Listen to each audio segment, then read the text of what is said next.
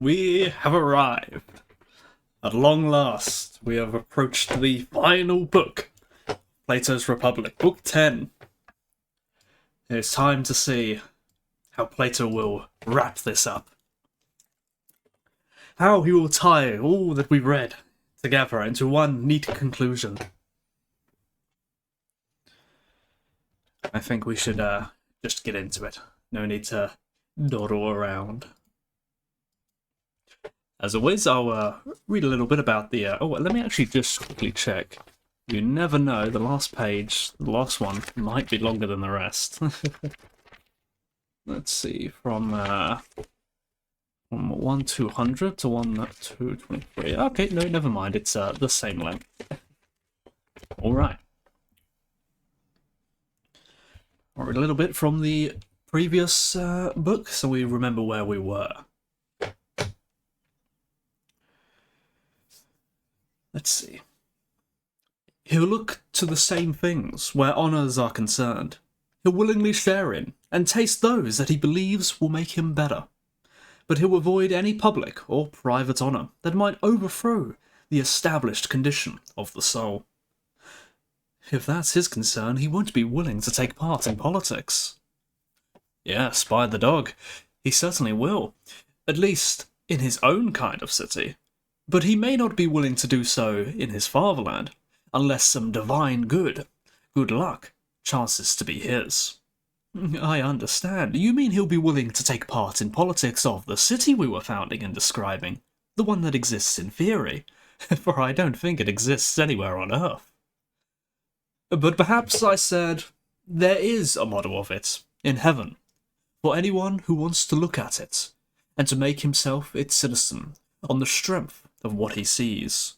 It makes no difference whether it is, or ever will be, somewhere, for he would take part in the practical affairs of that city and no other. Probably so, he said. That's the end of Book 9, transitioning us over to Book 10. Indeed, I said. Our city has many features that assure me that we were entirely right in founding it as we did. And when I say this, I'm especially thinking of poetry. Oh, what about it in particular? Glaucon said. That we didn't admit any that is imitative. Now that we have distinguished the separate parts of the soul, it is even clearer, I think, that such poetry should be altogether excluded. Oh, what do you mean?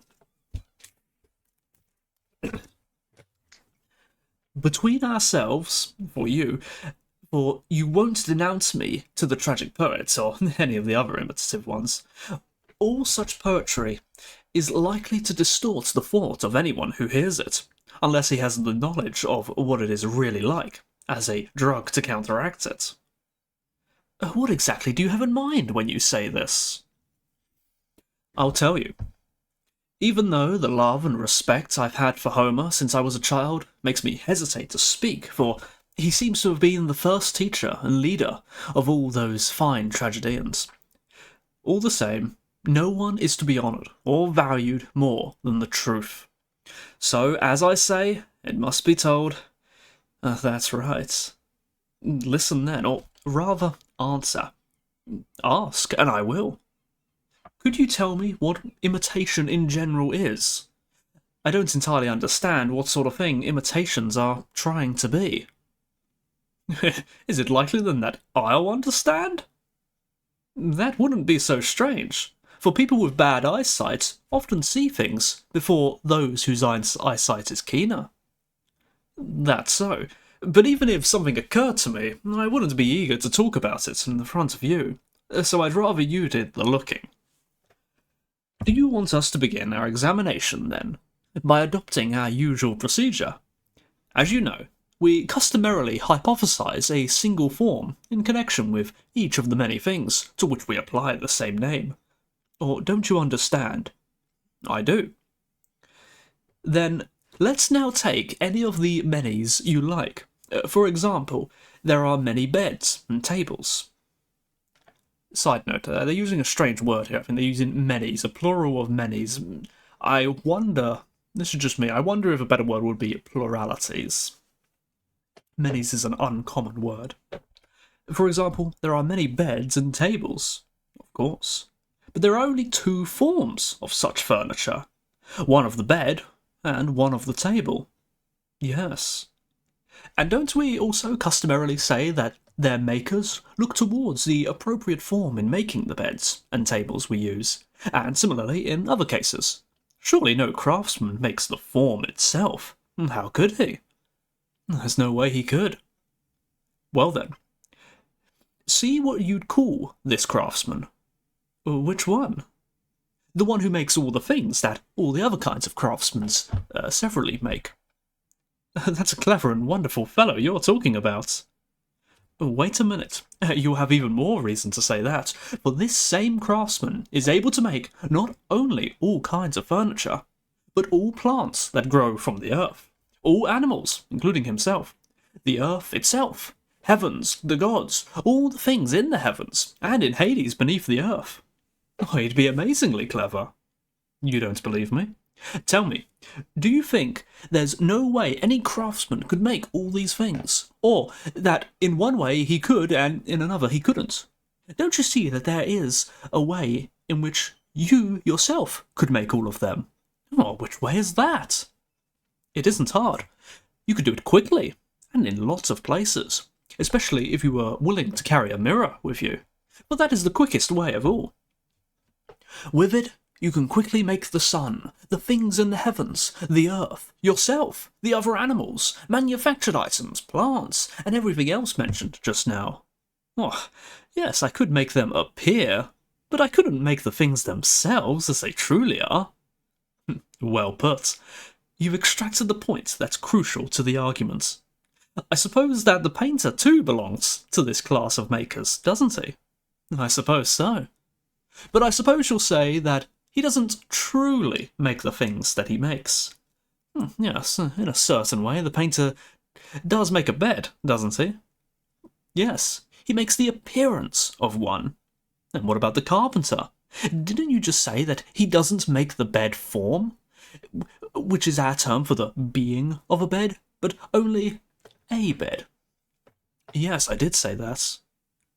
Now, if he doesn't make the being of a bed, he isn't making that which is, but something which is like that which is, but is not it. So, if someone were to say that the work of a carpenter or any other craftsman is completely that which is, wouldn't he risk saying what isn't true? That, at least, would be the opinion of those who busy themselves with arguments of this sort. Then let's not be surprised if the carpenter's bed, too, turns out to be a somewhat dark affair in comparison to the real one. All right. Then do you want us to try to discover what an imitator is, by reference to these same examples? I do if you do. We get, then, these three kinds of beds. The first is in nature a bed, and I suppose we'd say that a god makes it, or does someone else make it? Oh, no one else, I suppose. The second is the work of a carpenter. Yes. And the third is the one the painter makes. Isn't that so? It is. Then the painter, carpenter, and god correspond to three kinds of bed. Yes, three. Now, the god, either because he didn't want to, or because it was necessary for him not to do so, didn't make more than one bed in nature, but only one, the very one that is the being of a bed. Two or more of these have not been made by the god, and never will. I see they're talking about the forms. Why is that? Because if he only made two, then again one would come to light whose form they in turn would both possess. And that would be the one that is the being of the bed, and not the other two. Oh, that's right. The god knew this, I think, and wishing to be the real maker of the truly real bed, and not just the maker of a bed, he made it to be one in nature.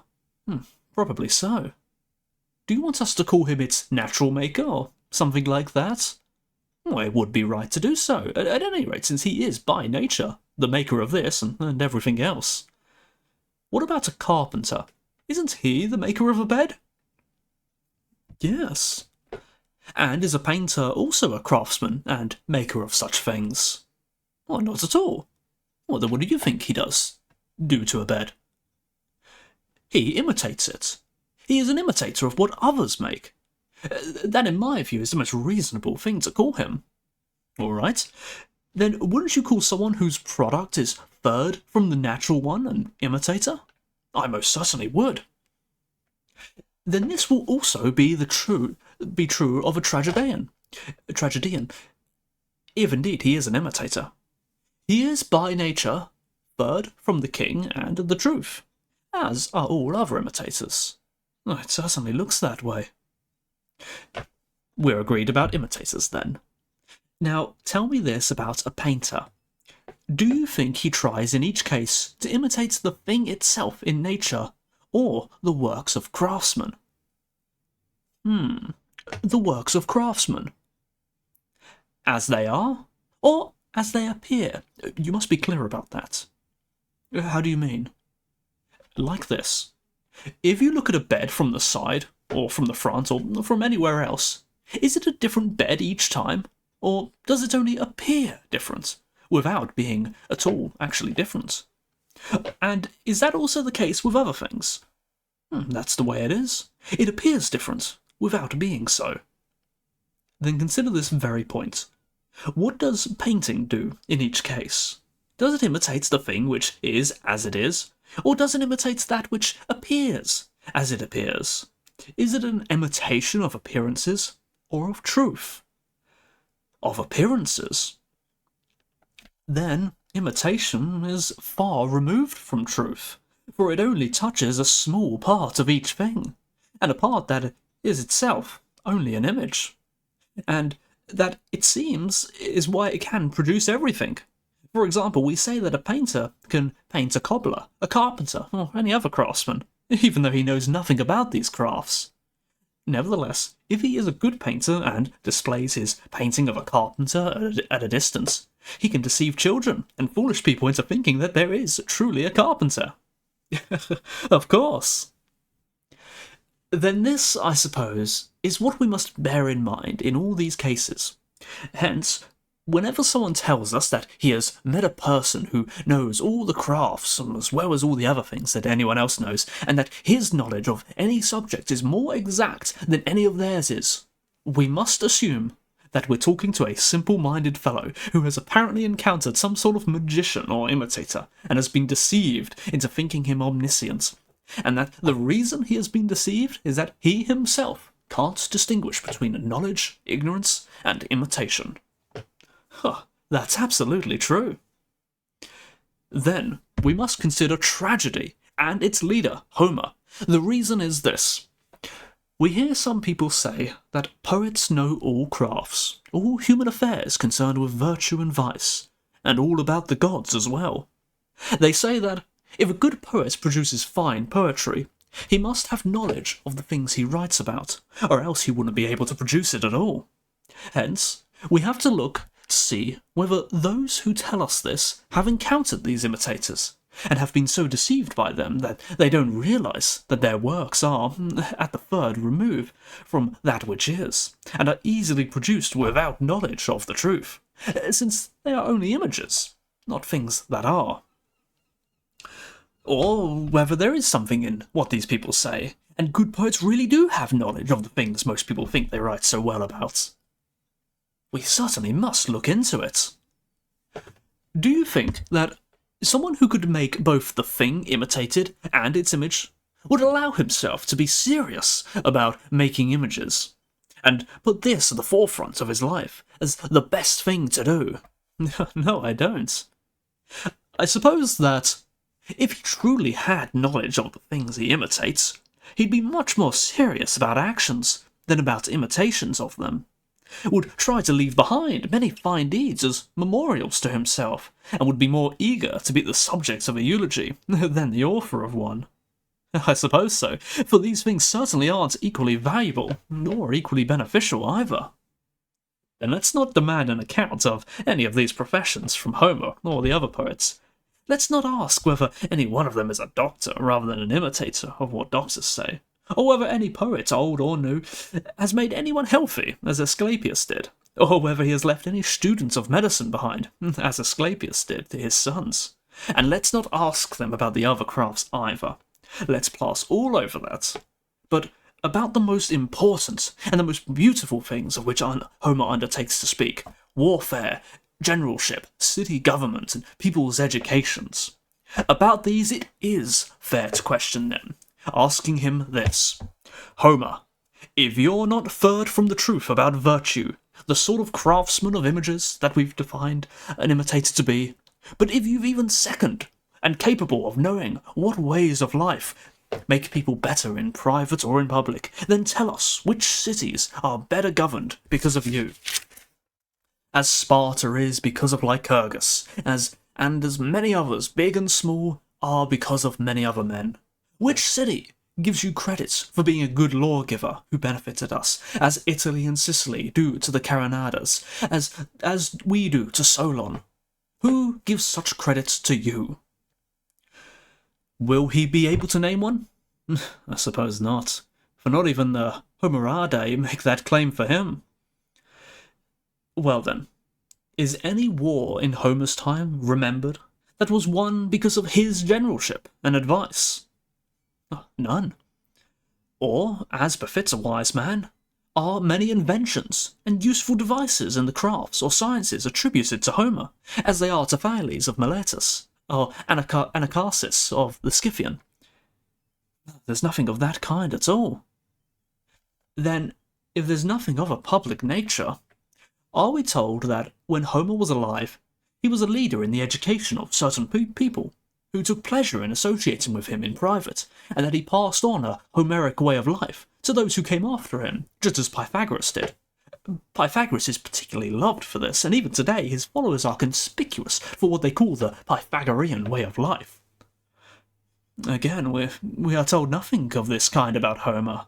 If the stories about him are true, Socrates, his companion Creophilus seems to have been an even more ridiculous example of education than his name suggests, for they tell us that while Homer was alive, Creophilus completely neglected him. They do tell us that. But Glaucon, if Homer had really been able to educate people and make them better, if he'd known about these things and not merely how to imitate them, wouldn't he have had many companions and been loved and honoured by them? Protagoras of Abdera, Prodicus of Ceos, and a great many others are able to convince anyone who associates with them in private that he wouldn't be able to manage his household or city unless they themselves supervise his education, and they are so intensely loved because of this wisdom of theirs that their disciples do everything but carry them around on their shoulders. So, do you suppose that if Homer had been able to benefit people and make them more virtuous, his companions would have allowed either him or Hesiod to wander around as rhapsodes? Instead, wouldn't they have clung tighter to them than to gold and compelled them to live with them in their homes? Or, if they failed to persuade them to do so, wouldn't they have followed them wherever they went until they had received sufficient education? It seems to me, Socrates, that what you say is entirely true. Then shall we conclude that all poetic imitators, beginning with Homer, imitate images of virtue and all other things they write about, and have no grasp of the truth, as we were saying just now? A painter, though he knows nothing about cobblery, can make what seems to be a cobbler, to those who know little about it, as he does, and judge things by their colours and shapes. That's right. And in the same way, I suppose that a poetic imitator uses words and phrases to paint coloured pictures of each of the crafts. He himself knows nothing about them, but he imitates them in such a way that others, as ignorant as he, who judge by words, will think that he speaks extremely well about cobblery or generalship or anything else whatsoever, provided, so great is the natural charm of these things, that he speaks with metre, rhythm, and harmony. For if you strip a poet's work of their musical colourings and take them by themselves, I think you know what they look like. You've surely seen them. I certainly have. Don't they resemble the faces of young boys who are neither fine nor beautiful after the bloom of youth has left them? Absolutely. Now consider this. We say that a maker of an image, an imitator, knows nothing about that which is only about its appearance. Isn't that so? Yes. Then let's not just leave the discussion of this point halfway, but examine it fully. Oh, go ahead. Don't we say that a painter paints reins and a mouth bit? I suppose so. And a cobbler and a metalworker makes them, of course. Then does a painter know how the reins and mouth bit have to be? Or is it the case that even a cobbler and a metalworker who make them don't know this, but only someone who knows how to use them, namely a horseman? That's absolutely true. And won't we say that the same holds for everything? What do you mean? That for each thing, there are these three crafts. One that uses it, one that makes it, and one that imitates it. Yes. Then aren't the virtue or excellence, the beauty and correctness of each manufactured item, living creature, and action related to nothing but the use for which each is made and naturally adapted? There are. It's wholly necessary, therefore, that a user of each thing has most experience of it, and that he can tell the maker which of his products performs well or bad in actual use. A flute player, for example, tells a flute maker about the flutes that respond well in actual playing, and prescribes what kind of flute he is to make, while the maker follows his instructions. Of course. Then doesn't the one who knows gives instructions about the good and the bad flutes, and doesn't the other rely on him in making them? Yes. Therefore, a maker, through associating with and having to listen to the one who knows, has right opinions about whether something he makes is fine or bad. But the one who knows is the user. That's right. Does an imitator have knowledge of whether the things he makes are fine or right through having made use of them, or does he have right opinion about them through having to consort with the one who knows about being told how he is to paint them? Neither.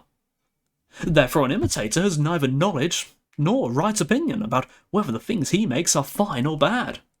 Apparently not. Then a poetic imitator is an accomplished fellow when it comes to wisdom about the subjects of his poetry. Hardly. Nonetheless, he'll go on imitating, even though he doesn't know the good or bad qualities of anything. But what he'll imitate, it seems, is what appears fine or beautiful to the majority of people who know nothing. Of course. It seems, then, that we're fairly well agreed that an imitator has no worthwhile knowledge of the things he imitates, and that imitation is a kind of game, and not something to be taken seriously, and that all the tragic poets, whether they write in iambics or hexameters, are as imitative as they possibly could be. That's right. Then, is this kind of imitation concerned with something that is furred from truth, or what? It certainly is. And on which of a person's parts does it exert its power? What do you mean? I mean this, as I drink some water.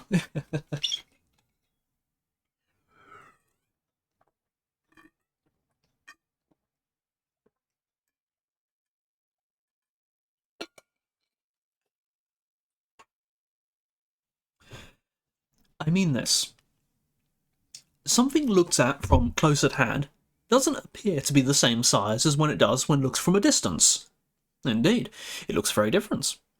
And something looks crooked when seen in water, and straight when seen out of it, while something else looks both concave and convex because our eyes are deceived by its colours, and every other similar sort of confusion is clearly present in our soul.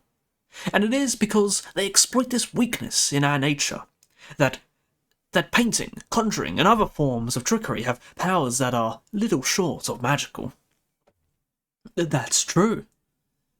And doesn't measuring, counting, and weighing give us most welcome assistance in these cases, so that we aren't ruled by someone's looking bigger or smaller or more numerous or heavier, but by calculation, measurement, and weighing.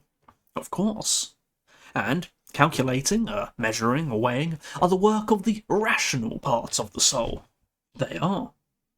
But when this part has measured and has indicated that some things are larger or smaller, or the same size as others, the opposite appears to it at the same time. Yes. And didn't we say that it's impossible for the same thing to believe opposites about the same thing at the same time? We did, and we were right to say it. Then the part of the soul that forms a belief contrary to the measurements couldn't be the same as the part that believes in accord with them. No, it couldn't. Now, the part that puts its trust in measurement and calculation is surely the best part of the soul, of course. Therefore, the parts that opposes it are one of the inferior parts of the soul, necessarily. This, then, is what I wanted to get agreement about when I said that painting and imitation, as a whole, produce work that is far from the truth. Namely, that imitation really consorts with a part of us that is far from reason, and the result of their being friends and companions is neither sound nor true. That's absolutely right. Then imitation is an inferior thing that consorts with another inferior thing to produce an inferior offspring.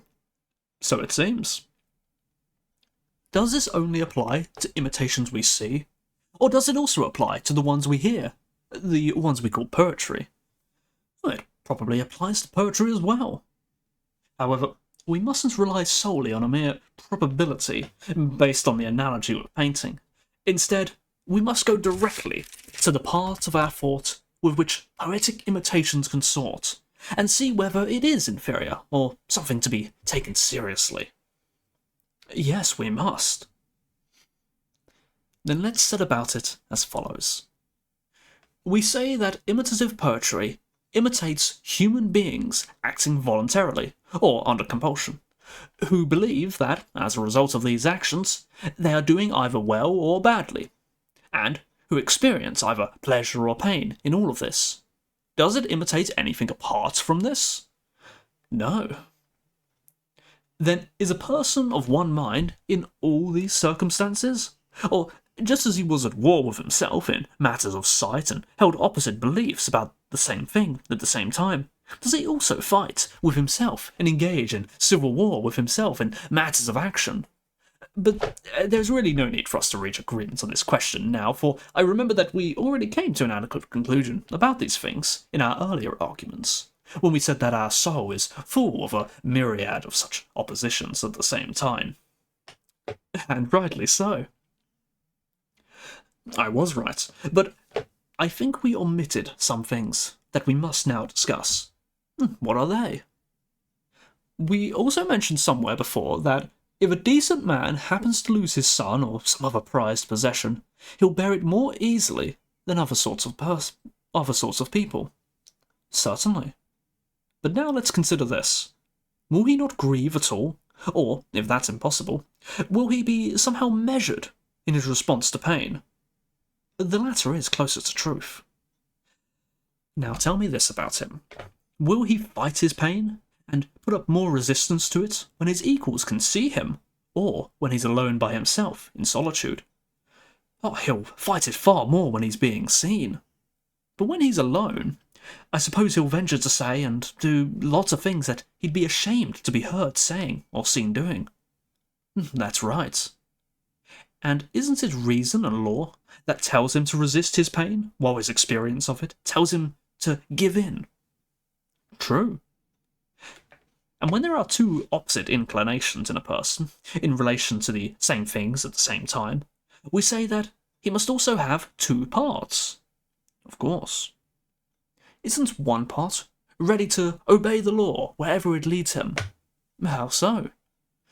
The law says, doesn't it, that it is best to keep as quiet as possible in misfortunes, and not get excited about them. First, it isn't clear whether such things will turn out to be good or bad in the end. Second, it doesn't make the future any better to take them hard. Third, human affairs aren't worth taking very seriously. And finally, grief prevents the very thing we most need in such circumstances from coming into play as quickly as possible. What are you referring to? Deliberation. We must accept what has happened, as we would the fall of a dice, and then arrange our affairs in whatever way reason determines to be the best. We mustn't hug the hurt part, or spend time weeping and wailing like children when they trip. Instead, we should always accustom our souls to turn as quickly as possible to healing the disease and putting the disaster right, replacing lamentation with cure. That would be the best way to deal with misfortune, at any rate. Accordingly, we say that it is the best part of us that is willing to follow this rational calculation.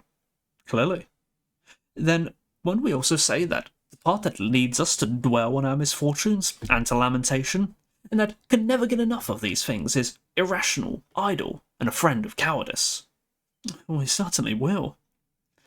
Now, this excitable character admits of many multicoloured imitations, but a rational and quiet character, which always remains pretty well the same, is neither easy to imitate nor easy to understand when imitated, especially not by a crowd consisting of all sorts of people gathered together at a theatre festival, for the experience being imitated is surely alien to them.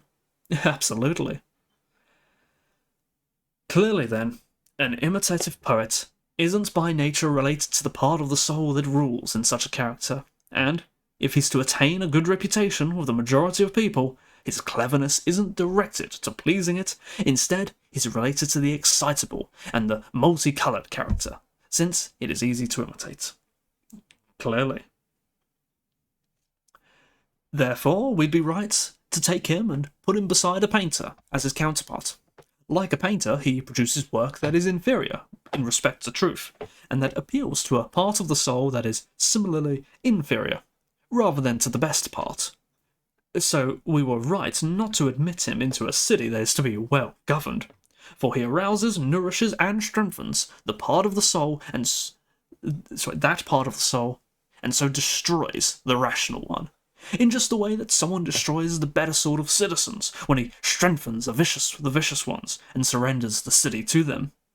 Similarly, we say that an imitative poet puts a bad constitution in the soul of each individual, by making images that are far removed from truth, and by gratifying the irrational part, which cannot distinguish the large and the small, but believes the same things are large at one time and small at another. That's right. However, we haven't yet brought the most serious charge against imitation. Namely, that with a few rare exceptions, it is able to corrupt even decent people, for that's surely an altogether terrible thing. Oh, it certainly is, if indeed it can do that.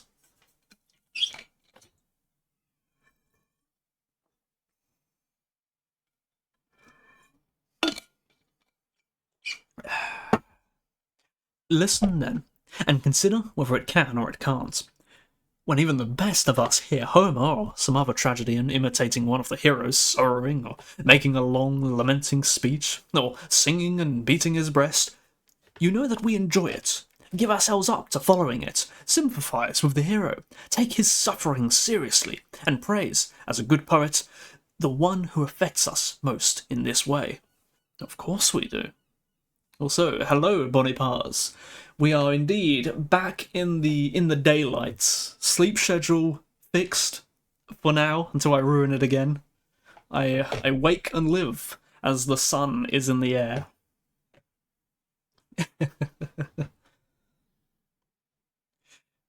But when one of us suffers a private loss, you realise that the opposite happens.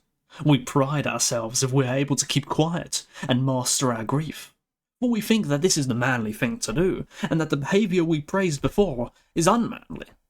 I do realise that. Well then, are we right to praise it? Is it right to look at someone behaving in a way we would consider unworthy and shameful, and to enjoy and praise it rather than being disgusted by it? No, by God, that doesn't seem reasonable at all. No, at least not if you look at it in the following way. How's that? If you reflect first that the part of the soul that is forcibly controlled in our private misfortunes and that hungers for the satisfaction of weeping and wailing because it desires those things by nature is the very part that receives satisfaction and enjoyment from poets. And second, the part of ourselves that is best by nature, since it hasn't been adequately educated either by reason or habit. It relaxes its guard over the lamenting part when it is watching the sufferings of somebody else. The reason it does this is this. It thinks that there is no shame involved for it in praising or pitying another man who, in spite of his claims of goodness, grieves excessively.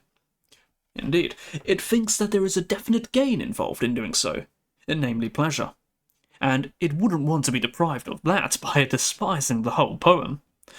I suppose that only a few are able to figure out that enjoyment of other people's sufferings is necessarily transferred to our own, and that the pitying part, if it is nourished and strengthened on the sufferings of others, won't easily be held in check when we ourselves suffer. That's very true. And doesn't the same argument apply to what provokes laughter? If there are any jokes that you yourself would be ashamed to tell, but that you very much enjoy hearing and don't detest as something evil in comic plays or in private, aren't you doing the same things as in the case of what provokes pity? The part of you that wanted to tell the jokes and that was held back by your reason for fear of being thought a buffoon, you then release, not realizing that by making it strong in this way you will be led into becoming a figure of fun, where your own affairs are concerned. Yes, indeed. And in the case of sex, anger, and all the desires, pleasures, pains that we say accompany all our actions, poetic imitation has the very same effect on us. It nurtures and waters them, and establishes them as rulers in us when they ought to wither and be ruled. For that way we'll become better and happier, rather than worse and more wretched. I can't disagree with you. And so, Glaucon, when you happen to meet those who praise Homer, and say that he's the poet who educated Greece, that it's worth taking up his work in order to learn how to manage and educate people, and that one should arrange one's whole life in accordance with his teachings, you should welcome these people and treat them as friends, since they're as good as they're capable of being, and you should agree that Homer is the most poetic of the tragedians, and first among them. But you should also know that hymns to the gods and eulogies to good people are the only poetry we can admit into our city. If you admit the pleasure-giving muse, whether in lyric or epic poetry, pleasure and pain will be kings in your city instead of law and order, or the thing that everyone has always believed to be the best, namely reason. That's absolutely true. Then let this be our defence, now that we've returned to the topic of poetry, that, in the view of its nature, we had reason to banish it from the city earlier, for our arguments compelled us to do so.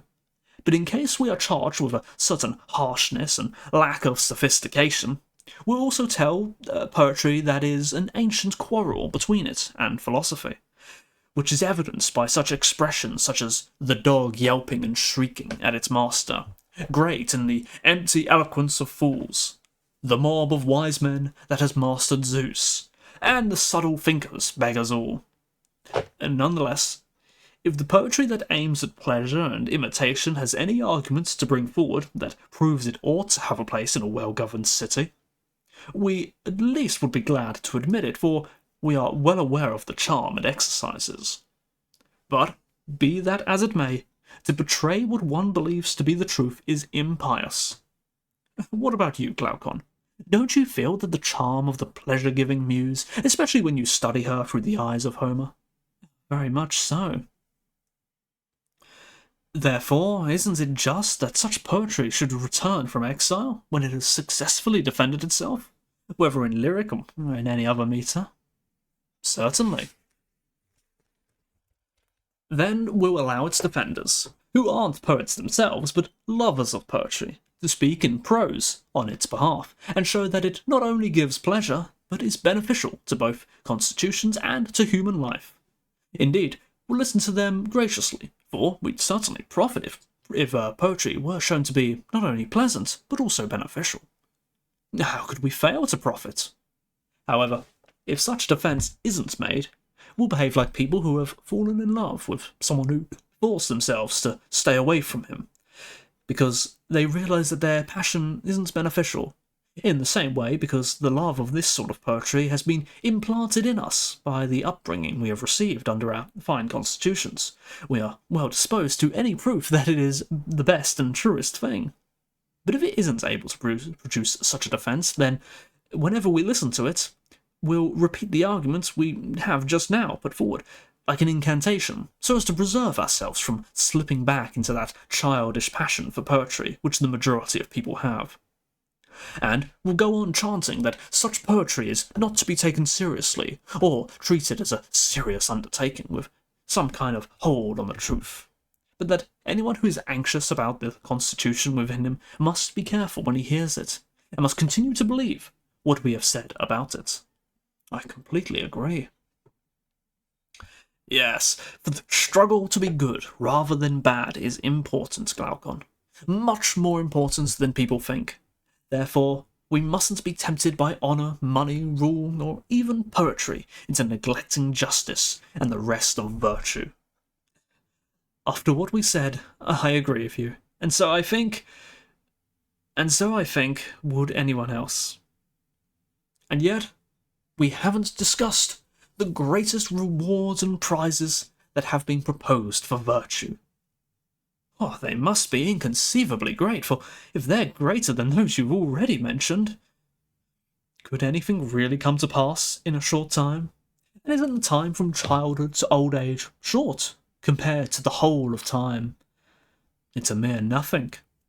Well, do you think that an immortal thing should be seriously concerned with that short period, rather than with the whole of time? I suppose not, but what exactly do you mean by this? Haven't you realised that our soul is immortal, is never destroyed? He looked at me with wonder and said, No, by God, I haven't. Are you really in a position to assert that? I'd be wrong not to, I said, and so would you, for it isn't difficult. It is for me. I'd be glad to hear from you what's not difficult about it. Listen, then. Just speak, and I will. Do you talk about good or bad? I do. And do you think about them the same way I do? What way is that? The bad is what destroys and corrupts, and the good is what preserves and benefits. In that case, I do. And do you say that there is a good and bad for everything? For example, ophthalmia for the eyes, sickness for the whole body, blight for grain, rot for wood, rust for iron, or bronze. In other words, is there, as I say, a natural badness and sickness for pretty well everything? There is. And when one of these attaches itself to something, doesn't it make the thing in question bad? And in the end, doesn't it disintegrate and destroy it wholly? Of course. Therefore, the evil that is natural to each thing, and the bad that is peculiar to it, destroy it. However, if they don't destroy it, nothing else will, for the good would never destroy anything, nor would anything good nor bad. How could they? Then if we discover something that has an evil, that makes it bad, isn't it able to disintegrate and destroy it? Can't we infer that it is naturally incapable of being destroyed? Probably so. Well, what about the soul? Isn't there something that makes it bad? Certainly. All the things we were mentioning. Injustice, licentiousness, cowardness, lack of learning. Does any of these disintegrate and destroy the soul? Keep your wits about you, and let's not be deceived into thinking that when an unjust or foolish person is caught, he has been destroyed by injustice, which is evil in a soul. Let's think about it this way instead. Just as the body is worn out, destroyed, and brought to the point where it is a body no longer by disease, which is evil in a body, so all the things we mentioned just now reach the point at which they cease to be what they are through their own peculiar evil, which attaches itself to them and is present in them. Isn't that so? Yes. Then look at the soul in this way. do injustice and the other vices that exist in a soul, by their very presence in it, and by attaching themselves to it, corrupt it, and make it waste away until, having been brought to the point of death, they separate it from the body. That's not at all what they do. But surely it's unreasonable to suppose that a thing is destroyed by the badness proper to something else, when it is not But surely it's unreasonable to suppose that a thing is destroyed by the badness proper to something else, when it is not destroyed by its own. That's unreasonable. Keep in mind, Glaucon, that we don't think that a body is destroyed by the badness of food, whether it is staleness, rottenness, or anything else. But if the badness of the food happens to implant in the body an evil proper to the body, we'll say that the body was destroyed by its own evil, namely disease. But since the body is one thing and food another, we'll never judge that the body is destroyed by the badness of food, unless it implants in it the body's own natural and peculiar evil, that is disease. That's absolutely right. By the same argument, if the body's evil doesn't cause an evil in the soul that is proper to the soul, we'll never judge that the soul, in the absence of its own peculiar evil, is destroyed by an evil of something else. We'll never accept that anything is destroyed by an evil proper to something else. That's reasonable. Then let's either refute our argument, or show that we were wrong, or, as long as it remains unrefuted, let's never say that the soul is destroyed by a fever, or disease, or killing, or anything else for that matter. Not even if the body is cut up into tiny pieces. We mustn't say that the soul is even close to being destroyed by these things, until someone shows us that the conditions of the body make the soul more unjust, or more impious. When something has the evil proper to something else in it, but its own peculiar evil is absent, we won't allow anyone else to say that it is destroyed, no matter whether it is a soul or anything else whatsoever. And you may be sure that no one will ever prove that the souls of the dying are made more unjust by death. But if anyone dares to come to grips with our arguments, in order to avoid having to agree that our souls are immortal, and say that a dying man does become more vicious and unjust, we'll reply that if what he says is true, then injustice must be as deadly to unjust people as a disease, and that those who catch it must die of it because of its own deadly nature, with the worst cases dying quickly and the less serious dying more slowly. As things now stand, however, it isn't like that at all. Unjust people do indeed die of injustice, but at the hands of others, who inflict the death penalty on them. My God, if injustice were actually fatal to those who contracted it, it wouldn't seem so terrible, for it would be an escape for their troubles. But I rather think it's clearly the opposite, that something that kills other people, if it can, while on top of making the unjust themselves lively, it even brings them out at night, hence it's very far from being deadly to its possessors. You're right, for if the soul's own evil and badness isn't enough to kill and destroy it, an evil appointed for the destruction of something else will hardly kill it. Indeed, it won't kill anything at all except the very thing it is appointed to destroy. Hardly is right, or so it seems. Now, if the soul isn't destroyed by a single evil, whether its own or something else, then clearly it must always be, and if it always is, it is immortal. Necessarily so. So be it, and if it is so, then you realise that there would always be the same souls, for they couldn't be made fewer if none is destroyed, and they couldn't be made more numerous either. If anything is mortal is increased, you know that the increase would have to come from the mortal, and then everything else would end up being immortal. That's true. Then we mustn't think that such a thing, for the argument doesn't allow it, nor must we think that the soul, in its truest nature, is full of multicoloured variety and unlikeness, or that it differs with itself. What do you mean? It isn't easy for anything composed of many parts to be immortal, if it isn't put together in the finest way, and yet this is how the soul now appears to us.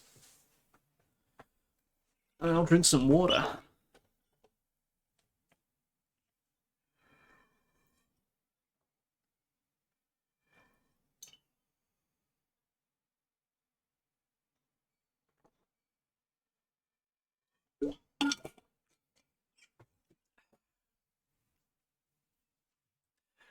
It probably isn't easy.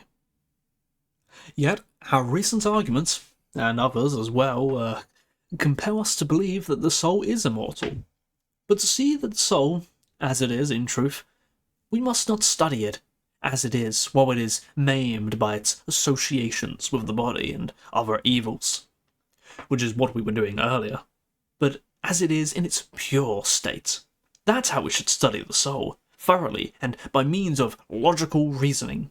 We'll find then that it is a much finer thing than we thought to be, and that we can see justice and injustice, as well as all the other things we've discussed, far more clearly. What we've said about the soul is true of it as it appears at present, but the condition in which we've studied it is like that of the sea god Glaucus, whose primary nature can't be easily made out by those who catch glimpses of him. Some of the original parts have been broken off, others have been crushed, and his whole body has been maimed by the waves and by the shells. Seaweed and stones have attached themselves to him, so that he looks more like a wild animal than his natural self. The soul, too, is in a similar condition when we study it, beset by many evils. That, Glaucon, is why we have to look somewhere else in order to discover its true nature. And where do we have to look? To its philosophy or love of wisdom. We must realize what it grasps and longs to have intercourse with, because it is akin to the divine and immortal and what always is.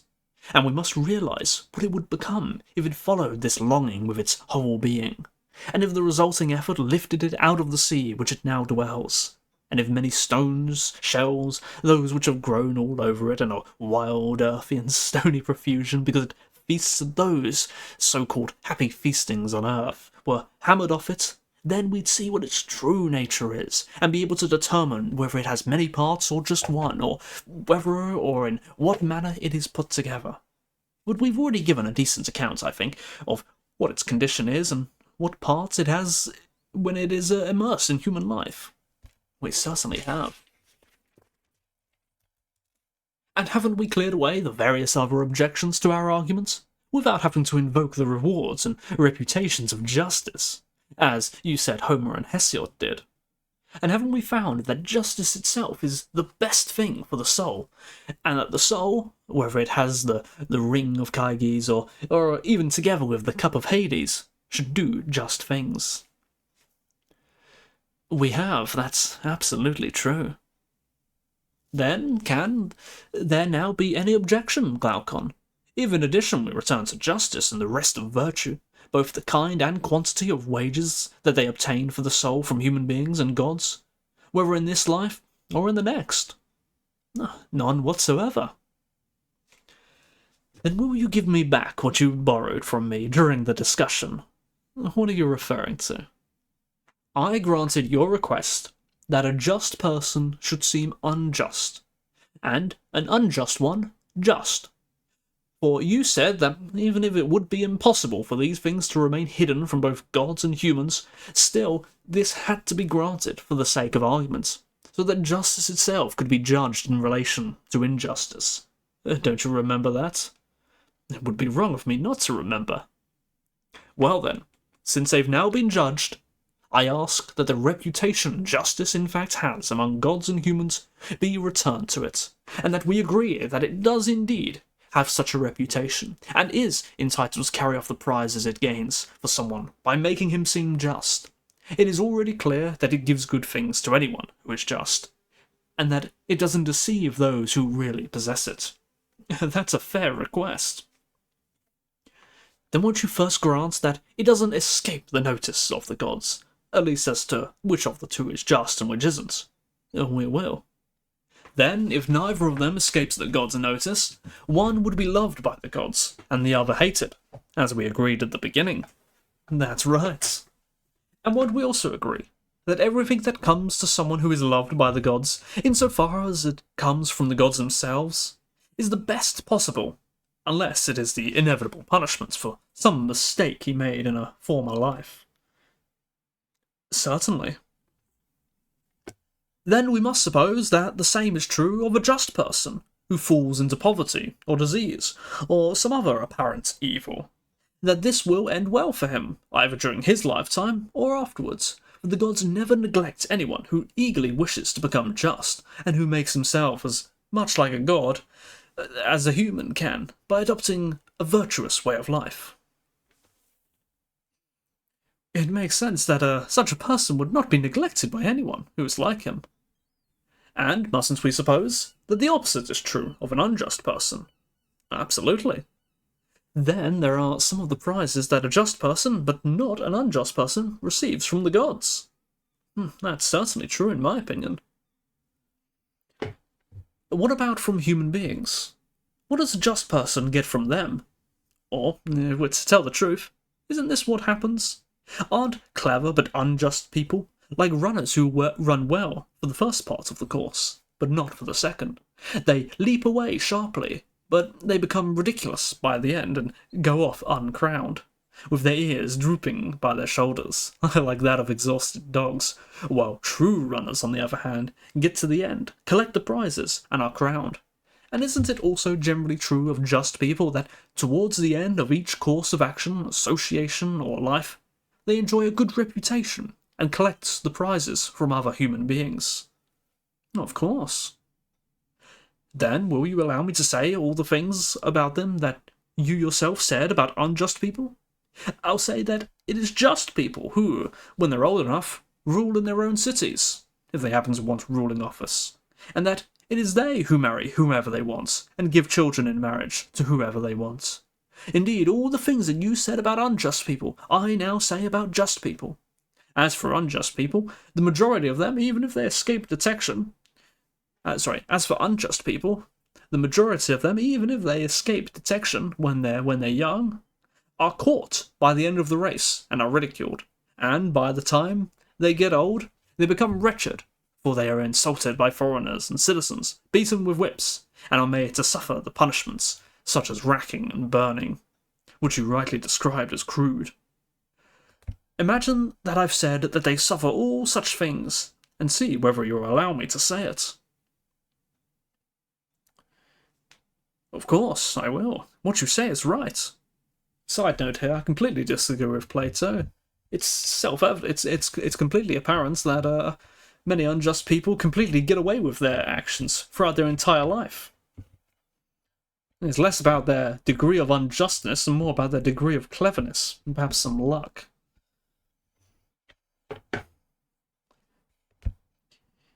Where was I? Then these are the prizes, wages, and gifts that a just person receives from gods and humans while he is alive, and that are added to the good things that justice itself provides. Yes, and they're very fine and secure ones too. Yet they're nothing, in either number or size, compared to those that await just and unjust people after death. And these things must also be heard, if both are to receive in full what they are owed by the arguments. Then tell us about them, for there aren't many things that would be more pleasant to hear. It isn't, however, a tale of Alcinous that I'll tell you that of a brave Pamphylian man called the son of Armenius, who once died in a war. When the rest of the dead were picked up 10 days later, they were already putrefying, but when he was picked up, his corpse was quite still fresh. He was taken home, and preparations were made for his funeral, but on the 12th day, when he was already laid on the funeral pyre, he revived, and, having done so, told what he had seen in the world beyond. He said that, after his soul had left him, it travelled together with many others, until they came to a marvellous place, where there were 2 adjacent openings in the earth, and opposite and above 2 others in the heavens, and between them judges sat. These, having rendered their judgment, ordered the just to go upward into the heavens, through the door on the right, with signs of judgment attached to their chests, and the unjust to travel downward through an opening on the left, with signs of all their deeds on their back. When himself came forward, they told him that he was to be the messenger to human beings about the things that were there, and that he was to listen to, and look at everything in place.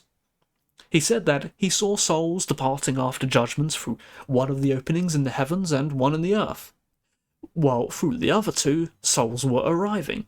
From the door in the earth, souls came up, covered with dust and dirt, and from the door in the heavens, souls came down, pure.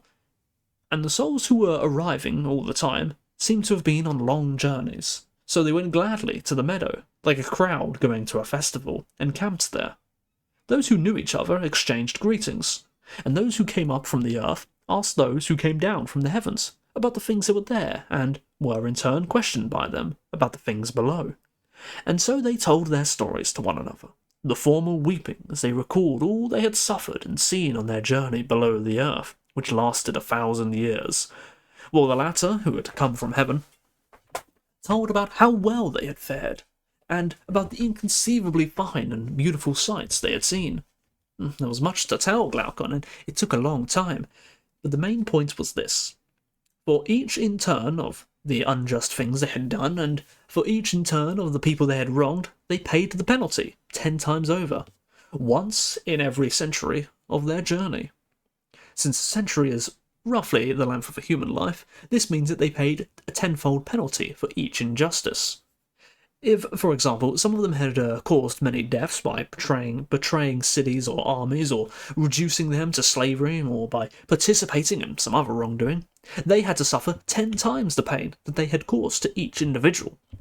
But if they had done good deeds, and had become just and pious, they were rewarded according to the same scale. He said some other things about the stillborn and those who had lived for only a short time, but they're not worth recounting. And he also spoke of even greater rewards, or penalties for piety or impiety towards gods or parents, and for murder with one's own hands. For example, he said he was there when someone asked where the great Ardeaeus was. This Ardeaeus was said to have been tyrant in some city in Pamphylia 1,000 years before, and to have killed his aged father and older brother, and committed many other impious deeds as well. And he said that the one who was asked responded, "Oh, he hasn't arrived here yet. He never will." For this too was one of the terrible sights we saw. When we came near the opening on our way out, all of our sufferings were over. We suddenly saw him together with some others, pretty well all of whom were tyrants, although there were also some private individuals among them who had committed great crimes. They thought that they were ready to go up, but the opening wouldn't let them through, for it roared whenever one of them incurably wicked people or anyone else who hadn't paid a sufficient penalty tried to go up. And there were savage men, all fiery to look at, who were standing by, and when they heard the roar, they grabbed some of these criminals and led them away. But they bound the feet, hands, and head of Ardeaeus and others, threw them down, and flayed them. Then they dragged them out of the way, lacerating them on thorn bushes, and telling every passer-by that they were to be thrown into Tartarus, and explaining why they were being treated this way. And he said that of their many fears, the greatest each one of them had was that the roar would be heard as he came up, and that everyone was immensely relieved when silence greeted him. Such, then, were the penalties and punishments, and the rewards corresponding to them. Each group spent 7 days in the meadow, and on the 8th, they had to get up and go on a journey. On the 4th day of that journey, they came to a place where they could look down from above, on a straight column of lights that stretched over the whole of heaven and earth. More like a rainbow than anything else, but brighter and more pure. After another day, they came to the light itself, and there, in the middle of the light, they saw the extremities of its bonds, stretching from the heavens, for the light binds the heavens like the cables girding a trireme, and holds its entire revolution together. From the extremities hangs the spindle of necessity, by means of which all the revolutions are turned. Its stem and hook are of adamant, whereas its wool, adamant, is mixed with other kinds of materials. The nature of the wool, which is the weight, was this.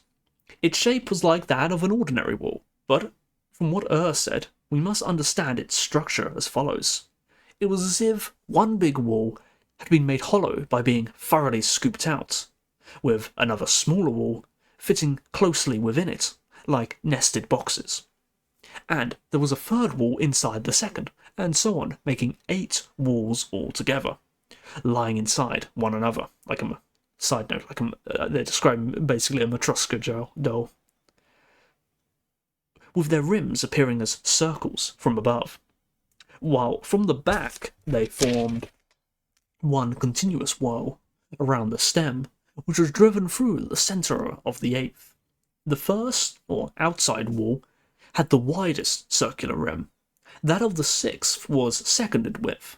The 4th was 3rd, the 8th was 4th, the 7th was 5th, the 5th was 6th, the 3rd was 7th, the 2nd was 8th. The rim of the largest was spangled. That of the 7th was brightest. That of the 8th took its colour from the 7th, shining on it. The 2nd and 5th were about equal in brightness, more yellow than the others. The 3rd was whitest in colour. The 4th was rather red, and the 6th was second in whitest. The whole spindle turned at the same speed, but as it turned, the inner circles gently revolved in a direction opposite to that of the whole.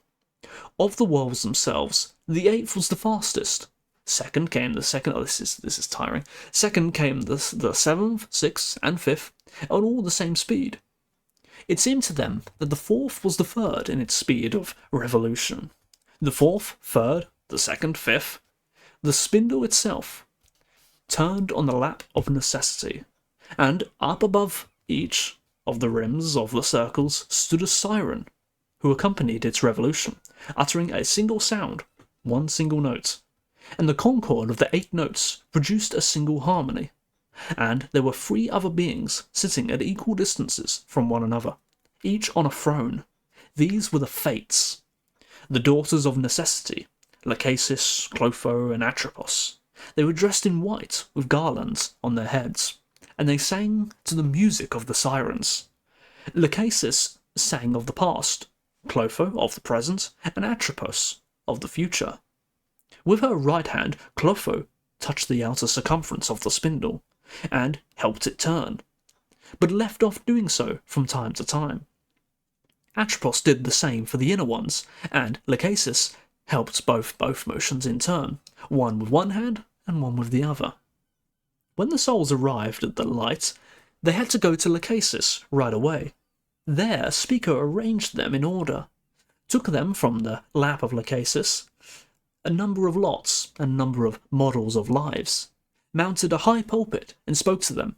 Here is the message of Lachesis, the maiden daughter of necessity.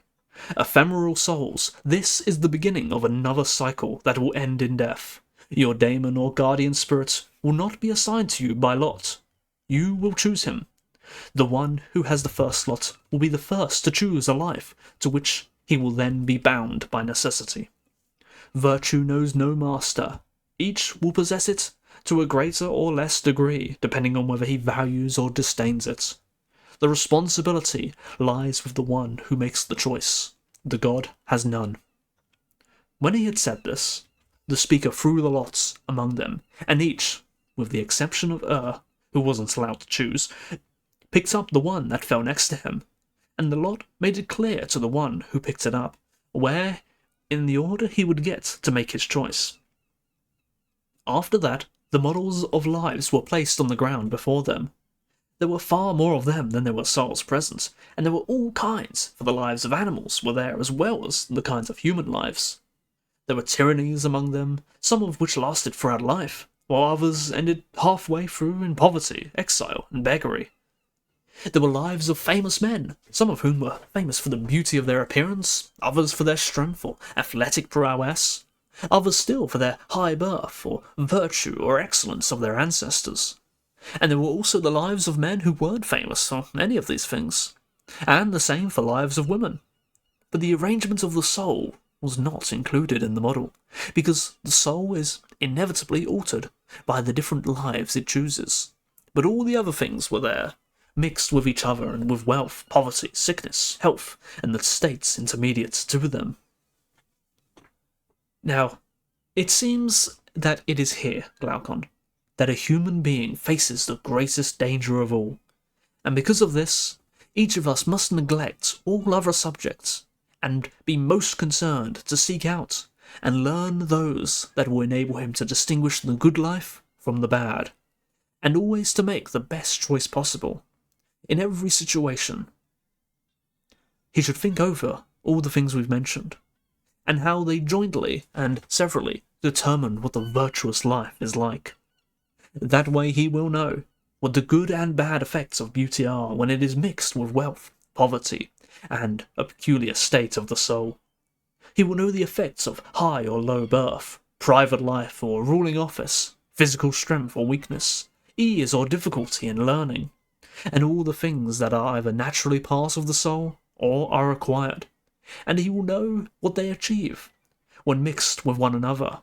And from all of this he will be able, by considering the nature of the soul, to reason out which life is better and which is worse, and to choose accordingly, calling one life worse if it leads the soul to become unjust, and better if it leads the soul to becoming more just, and ignoring everything else. We have seen that this is the best way to choose, whether in life or death. Hence, we must go down to Hades, holding with adamantine and determination to the belief that this is so, lest we be dazzled there by wealth or other such evils, rush into a tyranny or some other similar course of action, do irreparable evils, and suffer even worse ones. And we must always know how to choose the mean in such lives, and how to avoid either of the extremes, as far as possible both in this life and in those beyond it. This is the way that a human being becomes the happiest.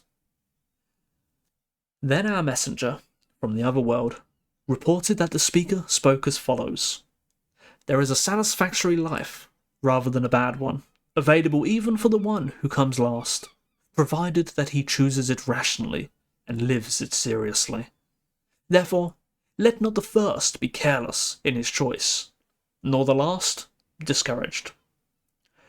He said that when the speaker had told him all of this, the one who came up first, the greatest tyranny, in his folly and greed, he chose it without adequate examination, and didn't notice that, among other evils, he was fated to eat his own children as a part of it. When he examined at the leisure the life he had chosen, however, he beat his breast and bemoaned his choice, and ignoring the warning of the speaker, he blamed chance, demons, or guardian spirits, and everything else for these evils, but himself. He was one of those who had come down from heaven, having lived his previous life under an orderly constitution, where he had participated in virtue through habit and without philosophy.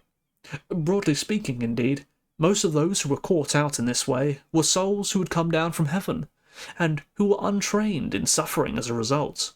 The majority of those who had come up from earth, on the other hand, having suffered themselves and seen others suffer, were in no rush to make their choices.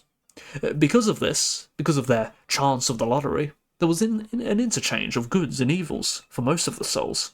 However, if someone pursues philosophy in a sound manner, when he comes to live here on earth, and if the lottery doesn't make him or one of the last choose, then, given what has reported about the next world, it looks as though not only will he be happy here, but his journey from here to there and back again won't be along the rough underground path, but along the smooth heavenly one. Said that the way in which the souls choose their lives was a sight worth seeing, since it was pitiful, funny, and surprising to watch. For the most part, their choice depended on the character of their former life. For example, he said that he saw the soul that had once belonged to Orpheus choosing a swan's life, because he hated the female sex because of his death at their hands, and so was unwilling to have a woman conceive and give birth to him. It's a strange thing to say there, but very well. Where was I? I lost my part.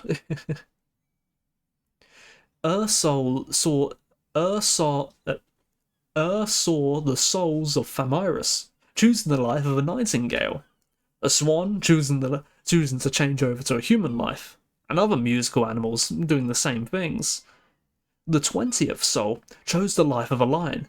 This was the soul of Ajax, the son of Telamon, He avoided human life because he remembered the judgments about the armour. The next soul was that of Agamemnon, whose suffering also made him hate the human race, so he changed to the life of an eagle. Atalanta had been assigned to a place near the middle, and when she saw great honours being given to a male athlete, she chose his life, unable to pass them by. After her, he saw the soul of Epeus, the son of Panopeus, taking on the nature of a craftswoman. And very close to last, he saw the soul of the ridiculous Thersites, clothing itself as a monkey. Now, it chanced that the soul of Odysseus got to make his choice last of all, and since memory of his former sufferings had relieved his love of honour, it went around for a long time, looking for the life of a private individual who did his own work, and with difficulty it found one, lying off somewhere, neglected by the others. It chose it gladly, and said he chose it gladly, and said that he'd made the same choice even if he had been first. Still other souls, changed from animals into human beings, or from one kind of animal into another, with unjust people changing into wild animals, and just people into tame ones, and all sorts of mixtures occurred. After all the souls had chosen their lives, they went forward to Lachesis, in the same order in which they had made their choices, and she assigned to each the daemon it had chosen as guardians of its life and fulfiller of its choice. This daemon first led the soul under the hand of Clotho, as it turned the revolving spindle to confirm the fates that the lottery and its own choice had given it. After receiving her touch, he led the soul to the spinning of Atropos, to make what he had spun irreversible. Then, without turning around, they went from there under the throne of necessity, and when all of them had passed through, they travelled to the plain of forgetfulness, in burning, choking, terrible heat, for it was empty of trees and earthly vegetation. And there, beside the river of unheeding, whose water no vessel can hold, they camped, for night was coming on. All of them had to drink a certain measure of this water, but those who weren't saved by reason drank more than that, and as each of them drank, he forgot everything and went to sleep. But around midnight there was a clap of thunder and an earthquake, and they were suddenly carried away from there, this way and that, up to their berths, like shooting stars. Himself was forbidden to drink from the water. All the same, he didn't know how he had come back to his body, except that, waking up suddenly, he saw himself lying on the pyre at dawn. And so, Glaucon, his story wasn't lost, but preserved, and it would save us if we were to be persuaded by it, for we would then make a good crossing on the river of forgetfulness, and our souls wouldn't be defiled. But if we are persuaded by me, we'll believe that the soul is immortal, and able to endure every evil and every good, and will always hold up to the upward path, practicing justice with reason in every way. That way we'll be friends both to ourselves and to the gods, while we remain here on earth, and afterwards, like victors in the games who go around collecting their prizes, we'll receive our rewards. Hence, both in this life and on the 1,000-year journey we've described, we'll do well and be happy. That's it. That's the end of the Republic. I read the whole thing. Oh, what a journey. What a journey. And what a very unexpected ending. That caught me very off guard. A very strange thing to hear from Plato. Very strange indeed. This myth of talking about the afterlife. Very Christian sounding. I wouldn't be surprised if this is where the Christians got all of their theology from. But very strange, very strange. Not sure what to make of that. This talking of the immortality. This isn't the first time he's spoken of the immortality of the soul, but always in a different way. Very strange, very strange. Well, now that we've come through all of the Republic, which is arguably the most important, or at least the most well-known, the most famous of all of philosophy. What have we taken away from it? What have we learned? Have we become enlightened? Are we now philosophers? I don't know. There's a lot of stuff in the Republic, and I feel that while it says that it's sticking and talking about justice, I'm not convinced. I think it merely brings up the other things in an attempt to make it seem like it's on one track, but really I think Plato is talking about many things. He speaks of the theory of forms, he speaks of politics, he speaks of morals and ethics, he speaks of education, he speaks of so many things. It's quite a neat package of the kinds of things Plato likes to think about. Many of the things that were discussed in this book were discussed in previous Plato dialogues. In fact, most of it was. There are very few things that were not already brought up in previous books by Plato. Sort of the immortality of the soul, the allegory of the cave, the theory of forms, sorts of not too much politics. He doesn't bring up politics much in the other dialogues. He's usually quite a one-track mind. This was very much the politics one. Well, actually, no. I ignore what I said there. I scratched that. There is a dialogue by Plato called the Politicus, I think it's statesman rather, where he does talk about the kinds of people who should be leader of a country and what kinds of people they are. Though one thing he doesn't speak about very much in other dialogues is education, which I really enjoyed because I'm a big fan of the topic of education. I personally had a very bad education myself, so it's sort of it's one of those things that I think about a lot of what makes a good education, and particularly of children, because that's where it's a very important time in people's lives, and it demands. It's not as obvious as it seems. You can't. There's a lot of things people do that they think are good ideas, but in practice are very bad ideas, and understanding why they are bad ideas is not immediately obvious. So it's interesting to see Plato's take on education. Although he is a bit naive in his education, I'd say, in that he has conveniently set up for himself a perfect society and a perfect parent raising before even getting to education, so he doesn't have to deal with the problems of what if the student doesn't want to learn, what if he's a bit unruly or he can't focus very well. He just sort of assumes they'll learn, but what else did they talk about? Well, the main topic of the book is justice. In fact, that is its formal title. That's what the ancient Greeks and probably the Romans and stuff would have known it as. They would have known the name of the book as On Justice. Well, in their own language, of course. Honestly, I'm not sure it speaks very, very well of justice.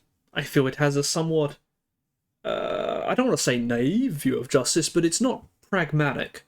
It's very much, well, I guess it is talking about the form of justice, but I don't think that's how justice really works. I feel that justice is a political thing, that it is entirely, in my opinion, it is entirely physical. It's about as physical as taxes or something. What's the form of taxes? What's the good tax policy? And it's just a part of government. It's sort of, if you were alone on a desert island, no other living beings with you, and you just live there your whole life, does justice have any importance?